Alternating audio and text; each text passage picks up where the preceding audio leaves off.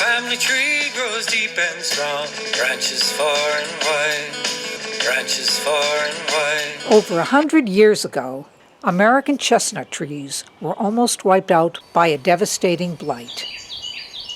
I say almost because if you happen to be in a wooded area, you may spot what looks like sprouts from these trees. Well, you wouldn't be mistaken, as the blight didn't kill the trees entirely. Their hardy roots still send up new shoots and leaves after all these years. They look healthy, but sadly, the trees never reach maturity. However, there are some resistant Asian varieties that produce delicious nuts. Recognizing these trees is easy. In late June, look for their distinctive fuzzy blossoms. Remember their location and return in early fall to harvest their nuts. In September, if you see what looks like thousands of yellow-green couche balls hanging from the branches, you've found the edible chestnut. These husks are extremely prickly and impossible to handle with bare hands.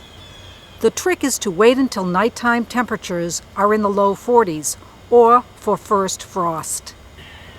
That's when the hulls split open and eject the chestnuts from their casings onto the ground below.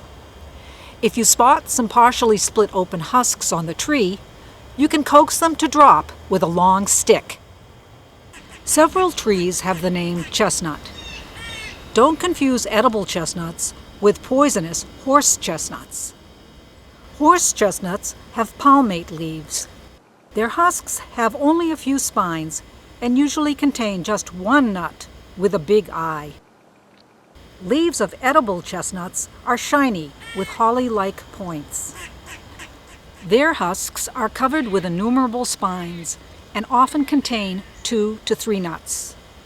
Notice their characteristic white top knot. Poisonous chestnuts are on the left. Edible chestnuts are on the right. Since their nuts do resemble each other, verify identification by their husks. Chestnuts are my favorite nuts. They're sweet, easy to process, low in fat, and easy to digest. They can be stored in their shells until needed, but be sure to refrigerate them since insects love them.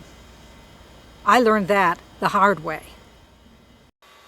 To roast chestnuts, use a paring knife to cut an X in the shells so they won't explode in the oven. Then bake them at 450 degrees for 20 minutes, turning occasionally. Cool down and peel off the shells. The paper-like inner skins that surround the nuts are bitter and need to be removed. Here's what they look like close up.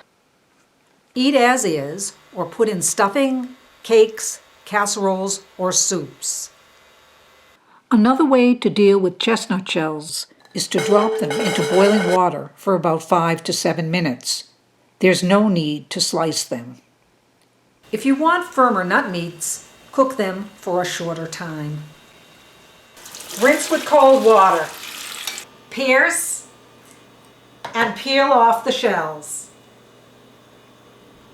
This method makes it easier to take off those inner skins. To make a gluten-free flour from the cooked nuts, place them in a grinder to break them up into either coarse or fine pieces. Then combine them with sweetener and butter or oil as a topping for desserts like this apple crisp. It's been 15 years since I made the previous video. Here's what's happened since. In the early 1990s, my friend Big Bear Stevens showed me where 2 large chestnut trees were located. For several years, I gathered large quantities of nuts. But then progress intervened. In 2007, these trees were cut down to make way for a brewery. Well, at least it was for something to make people hoppy. Whoops, I mean happy. A few years later, I was lucky to find other chestnut trees that grew in a field across from where my son worked. Not only were they thriving, But there was a bonus in the form of autumn olive shrubs, so I was able to collect both nuts and berries at the same time. As the saying goes, it was too good to be true. After several years, a new gas station was built on the property. What were they thinking? At least 10 of these were already on the road, and some were located only about a half-mile from each other. Was there a need for another? The developers could have left the chestnut trees, since they were situated far back from the building, but instead they were removed. What a waste. Unfortunately, this is what's happened to many places where I used to forage.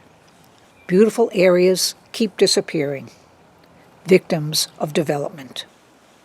But there's some good news. The McLeish Field Station is a property owned by Smith College in a nearby town. This area offers spectacular views of the Holyoke mountain range and is open to the public. Caretakers have planted a chestnut restoration orchard in collaboration with the American Chestnut Foundation. They're raising both American and Chinese trees to create a hybrid which will be blight resistant. Let's hope the American chestnut can make a comeback. Maybe this project can help speed the process.